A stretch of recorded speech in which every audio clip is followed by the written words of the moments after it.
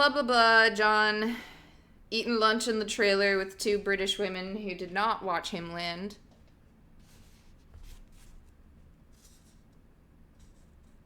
Then he took a rover and followed the tracks up a cleft into the Charitum.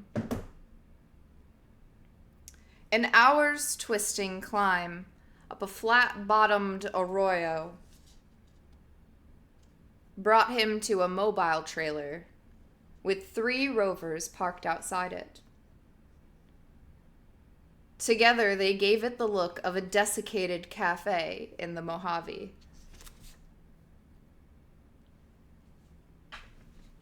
The trailer was unoccupied. Footprints led away from the camp in many directions. After thinking it over, Boone climbed a knoll west of camp and sat down on its peak.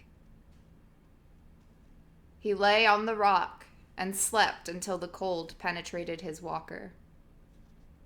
Then he sat up and tongued a capsule of Omegendorf and watched the black shadows of the hills creep east. He thought about what had happened at Senzanina, running through his memories of the hours before and after the accident, the looks on people's faces, what they had said.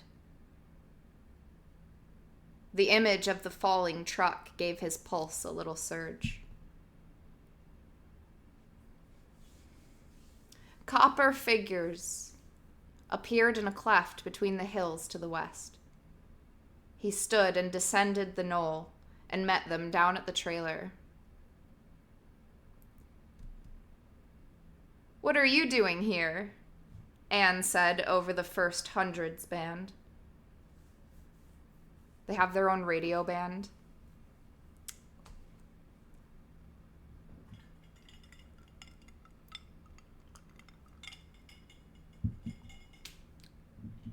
They have their own Discord server, damn.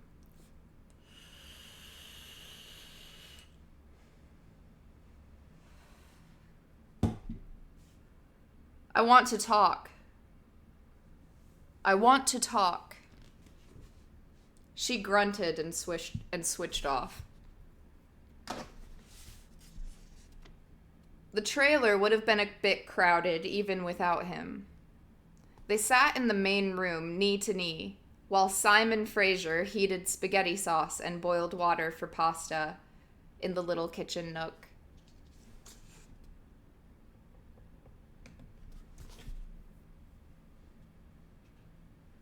I feel like I have to burp.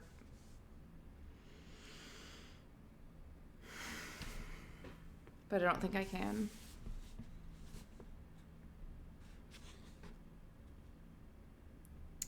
While Simon Fraser heated spaghetti sauce and boiled water for pasta in the little kitchen nook. The trailer's sole window faced east, and as they ate, they watched the shadow of the mountains stretch out over the floor of the Great Basin. John had brought along a half-liter bottle of Utopian cognac. Half-liter bottle of Utopian oh my god, I can't read it. Cognac. And he broke it out after dinner to moans of approval. As the areologist sipped, he cleaned the dishes. "I want to." And asked how their investigation was going.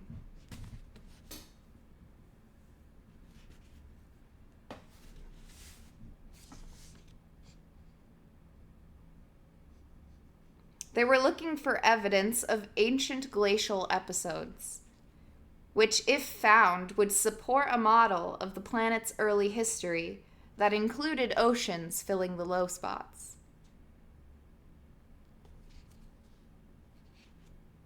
But Anne, John thought as he listened to them, would she want to find evidence of an oceanic past? It was a model that tended to lend moral support to the terraforming project, implying as it did that they were only restoring an earlier state of things.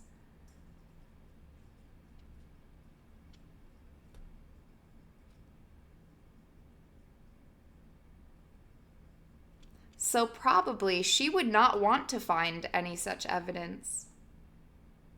Would that disinclination bias her work? Well, sure. If not consciously, then deeper. Consciousness was just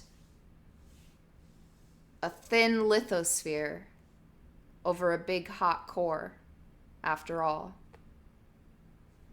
Sorry, consciousness was just a thin lithosphere over a big hot core, after all.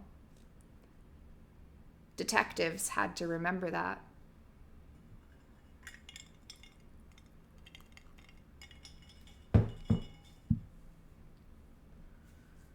But everyone in the trailer seemed to agree that they weren't finding any evidence for glaciation. And they were all good areologists. Areologists? I don't know that word. I don't know that word. Areologists. They study nipples. Okay, there were high basins. There were high basins that resembled cirques. There were high basins that resembled cirques, and high valleys with the classic U shape of glacial valleys, and some dome and wall configurations that might have been the result of glacial plucking. All these features had been seen in satellite photos, along with one or two bright flashes that some people had thought might be reflections from glacial polish. But on the ground, none of it was holding up. They had found no glacial polish, even in the most wind-protected sections of the U-shaped valleys. No moraines, lateral or terminal. No signs of plucking, or of transition lines where Nanatucks would have stuck out of even the highest levels of ancient ice.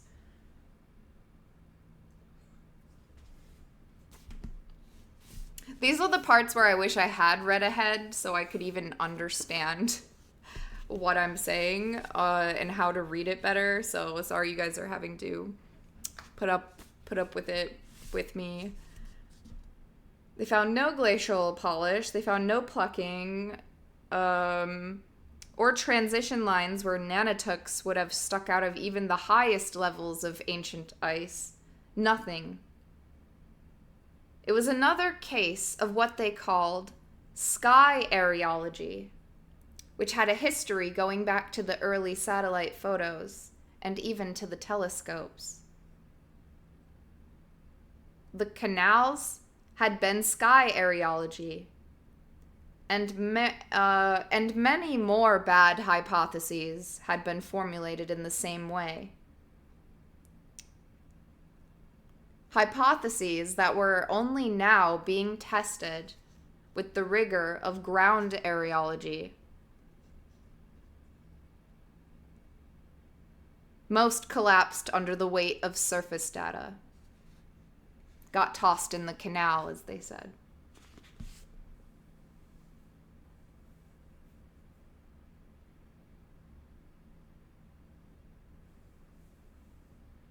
Okay, so they're basically saying there were signs of glaciers.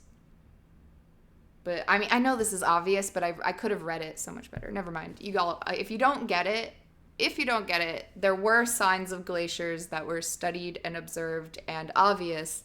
And now that they're on the ground, they're not finding it to be obvious. And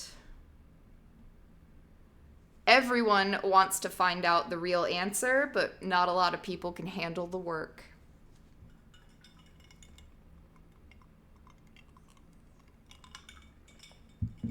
Except for Anne. Anne can do anything.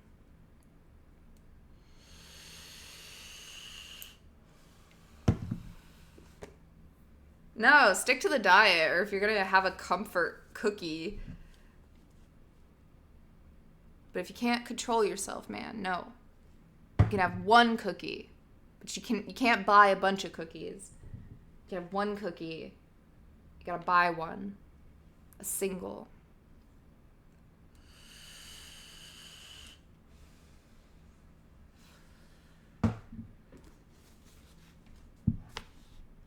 Okay then, fine. Get cheesecake. No, I'm kidding. Oh my god. Keep it up. You can do it.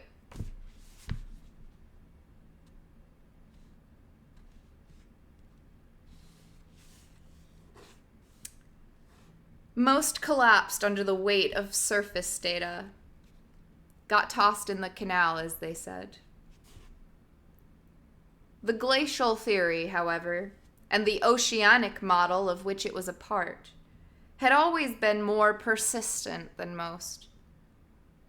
First, because almost every model of the planet's formation indicated that there should have been a lot of water outgassing, and it had to have gone somewhere. And second, John thought, because there were a lot of people who would be comforted by the oceanic. Because there were a lot of people who would be comforted if the oceanic model were true. They would feel less uneasy about the morality of terraforming. Opponents to terraforming, therefore. No, he was not surprised that Anne's team was not finding anything. Feeling the cognac a little bit, and irritated by her unfriendliness, he said from the kitchen, "But if there were glaciers, the most recent would have been, what, 1 billion years ago? That much time would take care of any of the superficial signs, I should think. Glacial polish or moraines and nanitucks, leaving nothing but the gross landforms, which is what you have, right?" Anne had been silent, but now she said, "The landforms aren't unique to glaciation. All of them are common in Martian ranges, because they were all formed by rock falling out of the sky. Every kind of formation you can think of is out here somewhere. Every kind of formation you can think of is out here somewhere. Bizarre shapes limited only by the angle of repose." She had refused any cognac, which surprised John, and now she stared at the floor with a disgusted look. "Not U-shaped valleys, surely," John said. "Yes, U-shaped valleys, too. And don't call me Shirley."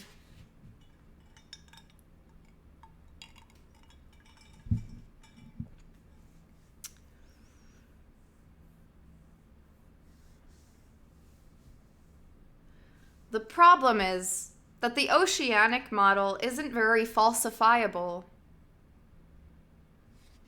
Okay, sorry. Yes, U-shaped valleys too. The problem is that the oceanic model isn't very falsifiable, Simon said quietly. You can keep failing to find good evidence for it, and we are, but that doesn't disprove it. The kitchen clean, John asked Anne to go out for a sunset walk. She hesitated, unwilling, but it was one of her rituals, and everyone knew it.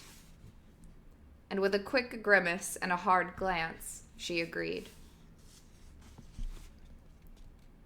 Once outside, he led her up to the same peak he had napped on. The sky was a plum-colored arch over the black serrated ridges surrounding them, and stars were popping into existence in a flood, hundreds per eye blink. He stood by her side. She stared away from him. The ragged skyline might have been a scene from Earth. She was a bit taller than him, a gaunt, angular silhouette. John liked her, but whatever reciprocal liking she may have had for him, and they had some good talks in years past, had dissipated when he chose to work with Sax. He could have done anything he liked, her hard looks said, and yet he had chosen terraforming. Well, it was true. He put his hand before her, forefinger raised. She punched her wrist pad, and suddenly her breathing sighed in his ear. "What?" she said, without looking his way. "It's about the sabotage incidents," he said. "I thought so. I suppose Russell thinks I'm behind them?" "It's not so much that. Does he think I'm stupid? Does he imagine I think a little bit of vandalism will stop you from your boys' games?" "Well, it's rather more than little bits. There have been 6 major incidents now, and any of them could have killed people." "Knocking mirrors out of orbit can kill people?" "If they're doing maintenance on them." She humphed. What else has happened?" "A truck was knocked off of one of the Mohole shaft roads yesterday, and almost landed on me." He heard her breath catch.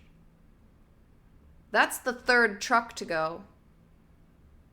And that mirror was knocked into a spin with a maintenance worker on it, and she had to do a free solo to a station. It took her more than an hour to get there. And she almost didn't make it. And then an explosives dump went off by accident at the Elysian Mohole, a minute after a whole crew left it. And all the lichen at Underhill were killed by a virus that shut down the whole lab." Anne shrugged. "What do you expect from genetically engineered microorganisms? What do you expect from gems? It could have been an accident. I'm surprised it doesn't happen more often." "It wasn't an accident." "It all adds up to peanuts. Does Russell think I'm stupid?" "You know he doesn't. But it's a matter of tipping the balance. A lot of Terran money is being invested in the project. But it wouldn't take much bad publicity to get a lot of it to drop out." "Maybe so," Anne said. "But you ought to listen to yourself when you say things like that. You and Arcady are the biggest advocates of some kind of new Martian society. You two plus Hiroko, maybe. But the way Russell and Frank and Phyllis are bringing up Terran capital, the whole thing's going to be out of your hands. It'll be business as usual, and all of your ideas will disappear." "I tend to think we all want something similar here."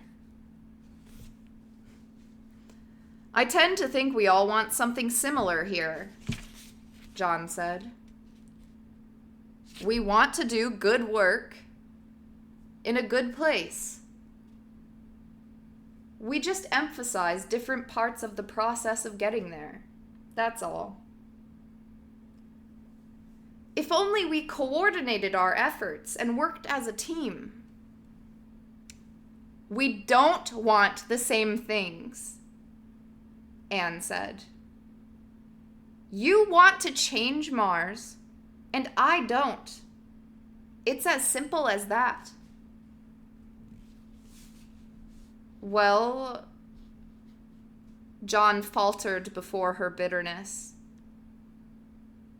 They were moving slowly around the hill in a complicated dance that imitated the conversation. Sometimes face to face, sometimes back to back.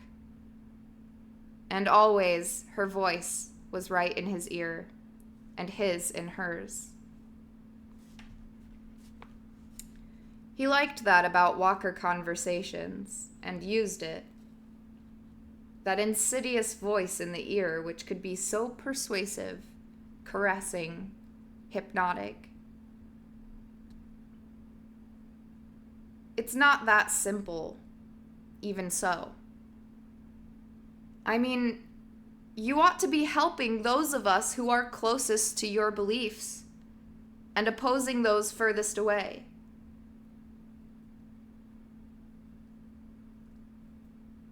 I do that.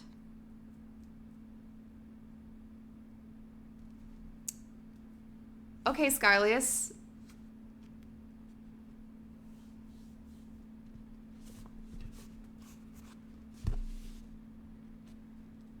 Well, it's not that simple, even so. I mean, you ought to be helping those of us who are closest to your beliefs and opposing those furthest away. I do that. Which is why I came to ask you what you know about these saboteurs. It makes sense, right? I know nothing about them. I wish them luck. In person? What? I've traced your movements in the last couple of years, and you've always been near every incident. Within a month or so, before it happened. You were in Senzani Na a few weeks ago on your way here, right? He listened to her breathe. She was angry.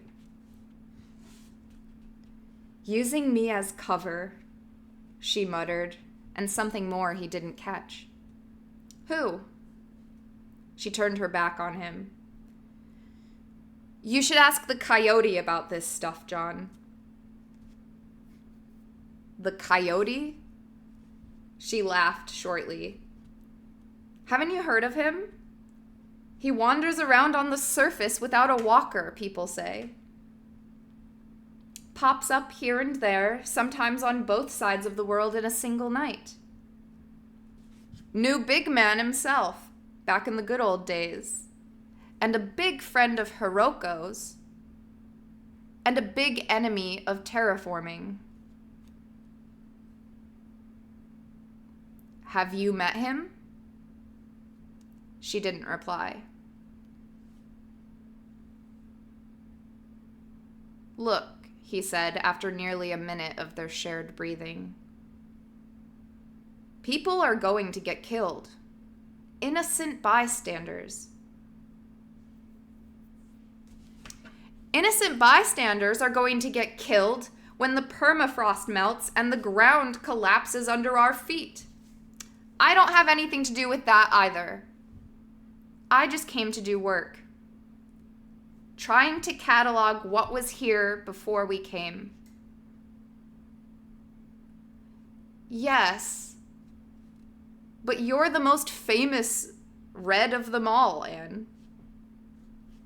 Wow, okay. But you're the most famous red of them all, Anne. These people must have contacted you because of that. And I wish you'd discourage them. You'd save lives. It would save lives. That's what I want.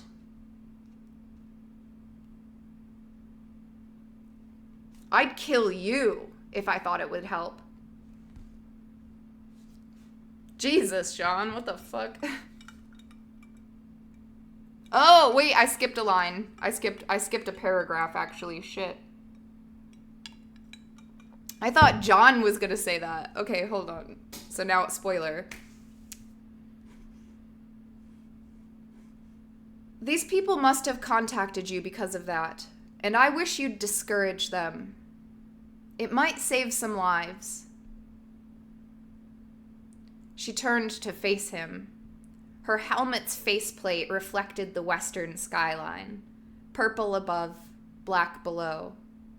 The border between the two colors, jagged and raw. Ragged and jaw. Sorry. Jagged and raw. If you left the planet alone, it would save lives. That's what I want. I'd kill you if I thought it could help. Damn, bro. They'll definitely be using that statement in court.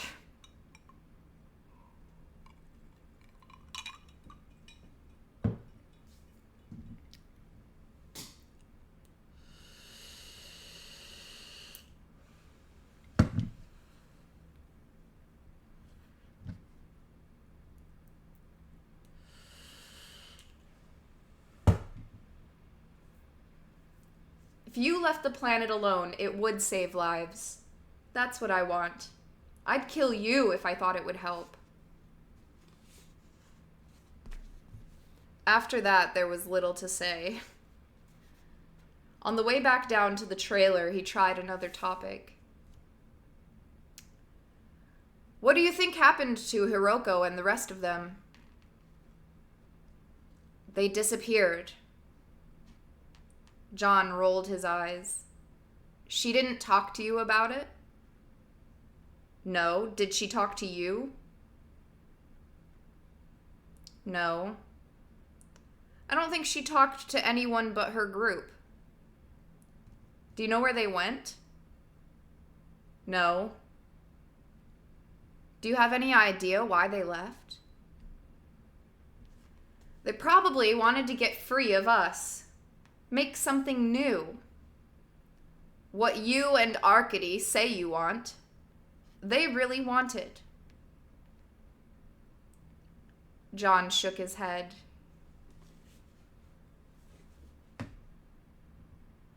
Oh no.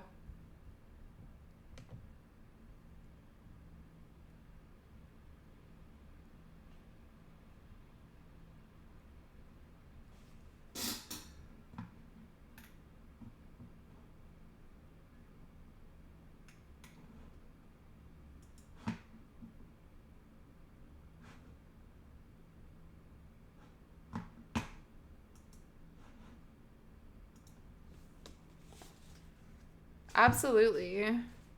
Let me reply.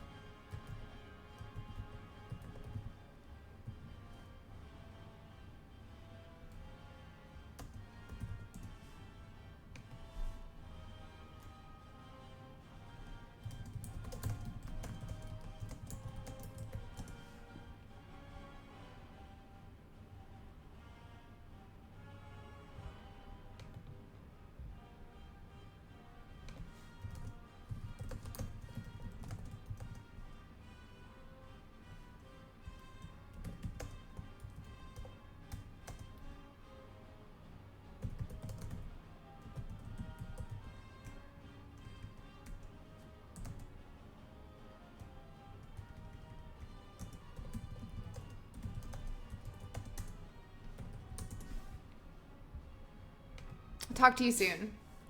Sorry, guys.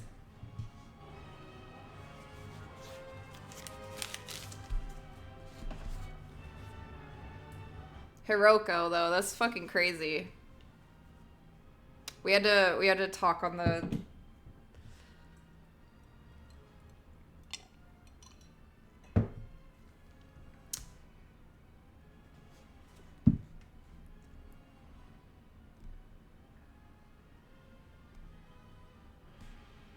This is getting crazy, though. Oh my god. It actually happened. Michelle ate dirt, had an orgy, and ran off to the south with Hiroko. Do you have any idea why they left? No. Or do you have any idea why they left? They probably wanted to get free of us. Make something new. What you and Arcady say you want, they really wanted. John shook his head.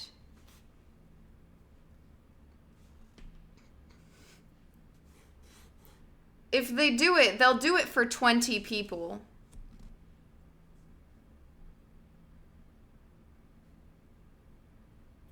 Sorry, what you and Arcady say you want, they really wanted.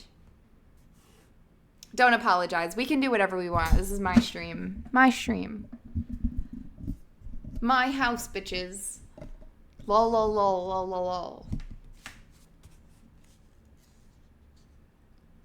What you and Arcady say you want, they really wanted.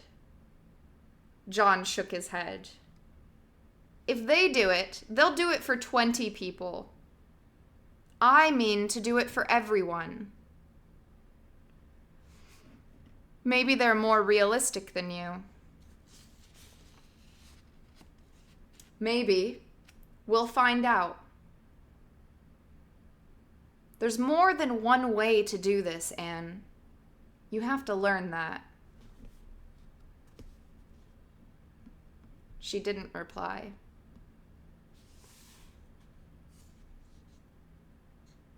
The others stared at them as they entered the trailer, and Anne, storming into the kitchen nook, was no help. John sat on the arm of the one couch and asked them more questions about their work and about groundwater levels in Argier and the southern hemisphere generally. The big basins were low in elevation, but had been dehydrated in the impacts that formed them. And in general, it appeared that the planet's water had mostly seeped north. Another part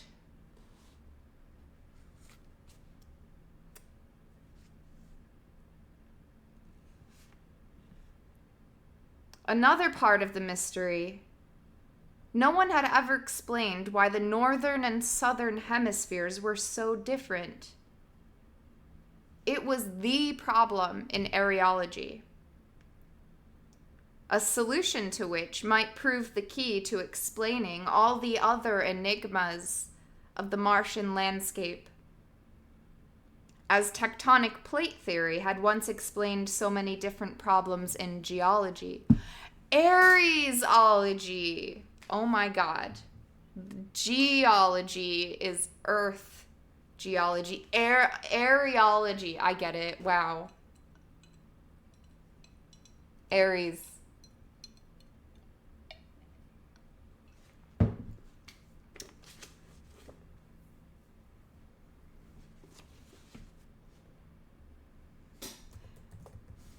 Aries, like the was it the Roman name for Mars?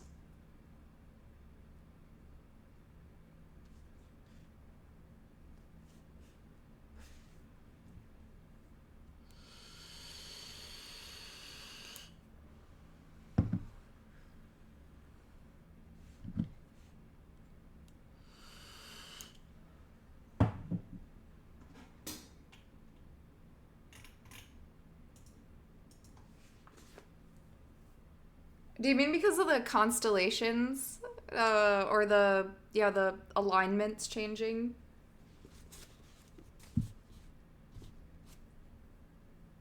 Yeah, I think I'm technically a Sagittarius, but I don't believe in that. I believe that I'm a Capricorn.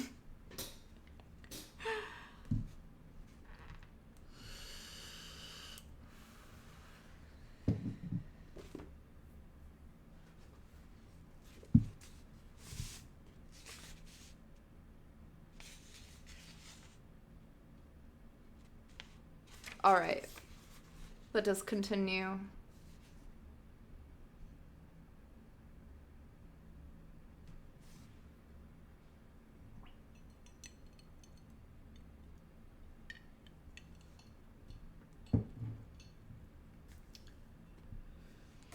As another part, okay, so the big basins were low in elevation, but had been dehydrated in the impacts that formed them. And in general, it appeared that the planet's water had mostly seeped north. Another part of the mystery, no one had ever explained why the northern and southern hemispheres were so different. It was the problem in areology, a solution to which might prove the key to explaining all other enigmas of the Martian landscape. As tectonic plate theory had once explained so many different problems in geology. In fact, some people wanted to use the tectonic explanation again.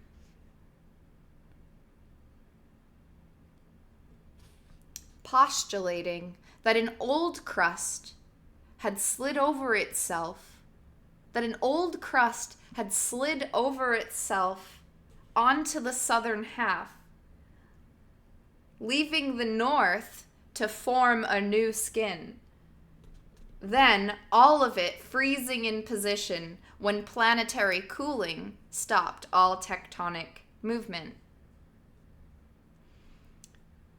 Anne thought that was ridiculous.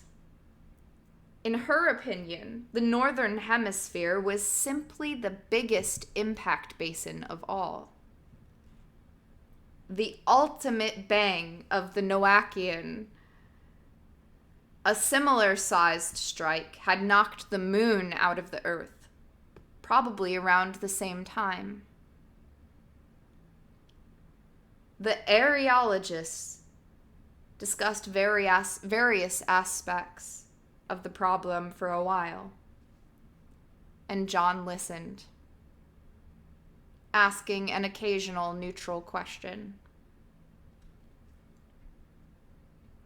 They turned on the TV news for Earth and watched a short feature on the mining and oil drilling that was starting in Antarctica. "That's our doing, you know," Anne said from the kitchen. "They kept mining and oil out of Antarctica for almost 100 years. Ever since the IGY and the first treaty. But when terraforming began here, it all collapsed. They're running out of oil down there.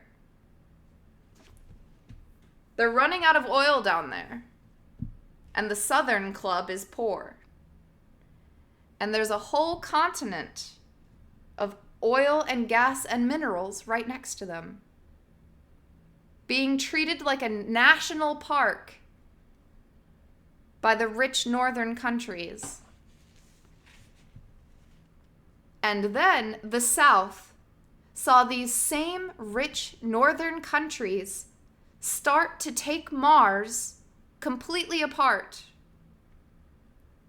And they said, what the hell? You can tear a whole planet apart, and we're supposed to protect this iceberg we've got right next door with all of these resources we desperately need? Forget it. So they broke the Antarctic Treaty. And there they are drilling, and no one's done a thing about it. And now the last clean place on Earth is gone too.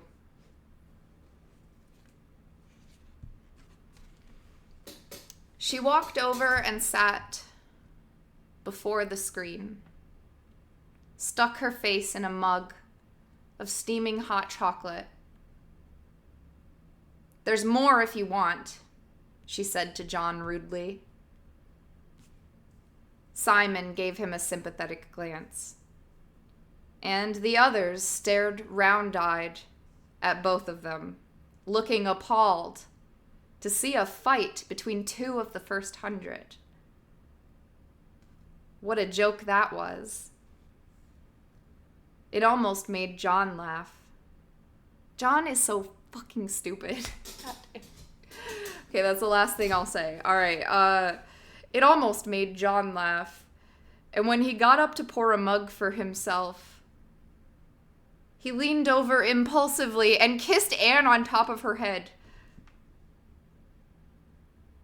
She stiffened, and he went on to the kitchen. "We all want different things from Mars," he said, forgetting that he had just said the opposite to Anne out on the hill.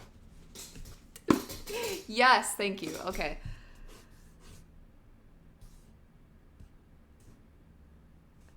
To see a fight between two of the first 100, what a joke.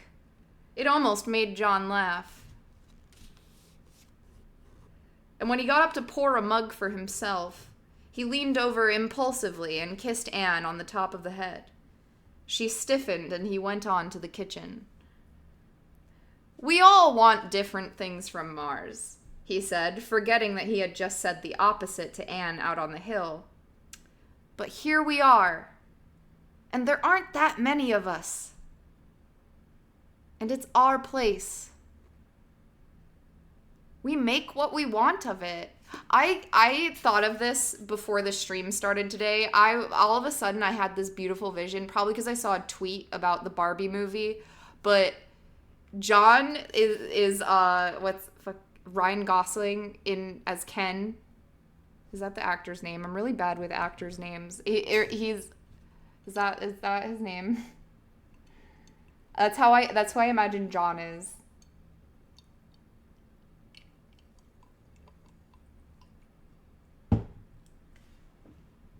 He's the one in Drive. Who the fuck plays Ken? And Barbie. God. Oh, I was almost embarrassed. Wow. I believed you.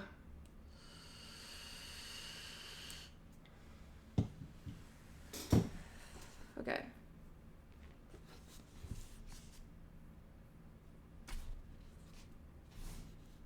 Okay, anyways, but he'd play the role really well. Like, he's just like, "Guys, we gotta work together. Also, I'm a detective." And I'm 67 years old.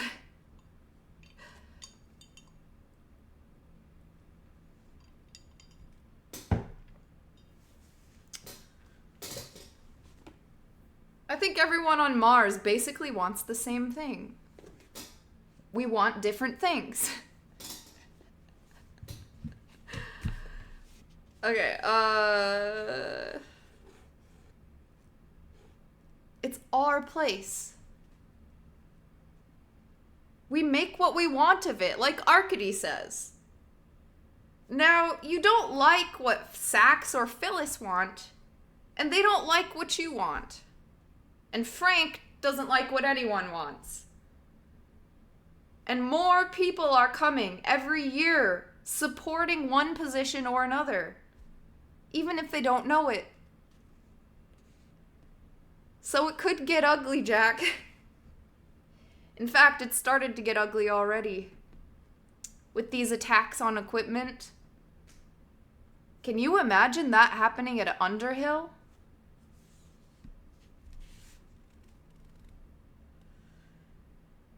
Hiroko's group was ripping off Underhill the whole time they were there.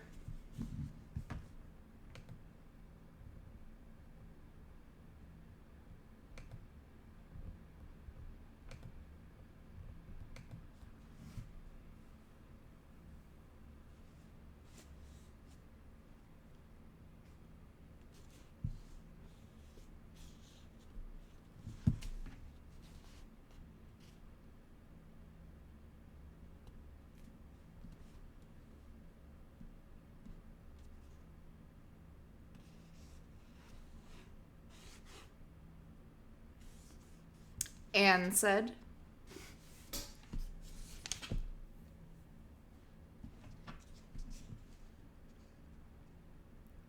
They had to have been, to take off like that. Sorry, so it could get ugly. In fact, it's starting to get ugly already with these attacks on equipment. Can you imagine that happening at Underhill? Hiroko's group was ripping off Underhill the whole time they were there, Anne said. They had to have. To take off like that. Yeah, maybe. But they weren't endangering people's lives. The image of the truck falling down the shaft came to him again, quick and vivid. He drank hot cocoa and scalded his mouth. Damn. Anyway, whenever I get discouraged about all this, I try to remember that it's natural. It's inevitable that people are going to fight. But now we're fighting about Martian things. I mean, people aren't fighting over whether they're American or Japanese or Russian or Arab or some religion or race or sex or whatnot. They're fighting because they want one Martian reality or other. That's all that matters now. So we're already halfway there. He frowned at Anne, who stared at the floor. Do you see what I mean? She glanced at him. It's the second half that matters. All right, maybe so. You take too much for granted, but that's the way people are. But you have to realize you're having your effect on us, Anne. You've changed the way everyone thinks about what we're doing here. Hell, Sachs and a lot of others used to talk about doing anything possible to terraform as quick as possible. Driving a bunch of asteroids directly into the planet, using hydrogen bombs to start volcanoes. Whatever it took. Now all those plans have been scrapped because of you and your supporters. The whole vision of how to terraform and how far to go has changed. And I think we can eventually reach a compromise value where we get some protection from radiation and a biosphere and maybe air we can breathe, or at least not die in immediately, and still leave it pretty much the way it was before we came. Anne rolled her eyes at this.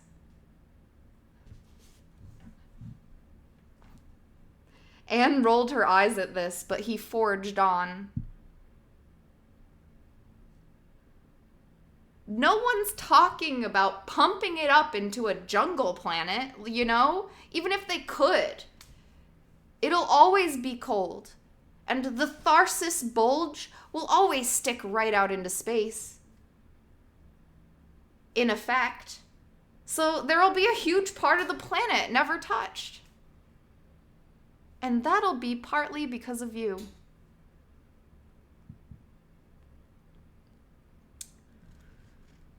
But who's to say, with the first part done, you won't want more? Maybe some will. But I, for one, will try to stop them. I will. I may not be on your side, but I see your point. And when you fly over the highlands like I did today, you can't help but love it. People may try to change the planet, but all the while the planet will be changing them too. A sense of place, an aesthetics of landscape, all those things change with time. You know, the people who first saw the Grand Canyon thought it was ugly as hell because it wasn't like the Alps. It took them a long time to see its beauty. They drowned most of it anyways. Anne said blackly. Yeah, but who knows what our kids will think is beautiful? It's sure to be based on what they know. And this place will be the only thing they know. And this place will be the only place they know. So, we terraform the planet. But the planet aeroforms us. Aeroforms us. I can't decide how to say aeroform. I think aeroform as it is right now, but so we terraform the planet, but the planet aeroforms us. Aeroforming, Anne said, and a rare little smile flashed over her face. Aeroforming, Anne said, and a rare little smile flashed over her face. Seeing it, John felt his face flush. He hadn't seen her smile like that in years. And he loved Anne. He loved to see her smile. I like that word, she said now. She pointed a finger at him. I'll hold you to it, John Boone. I'll remember what you've said tonight. Me too, he said. Oh, I just closed the book. Okay, I saved it. The end for today. I got like a little tear in my eye, dude. Oh, man. I'll remember that, John Boone. You said aeroform. Damn. That was deep. That was deep, guys. I didn't know Ken had it in him. That was his I'm Knuff. That was his I'm Knuff speech.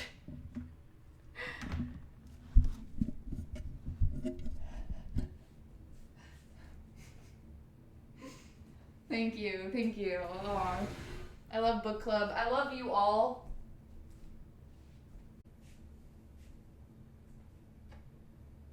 It was.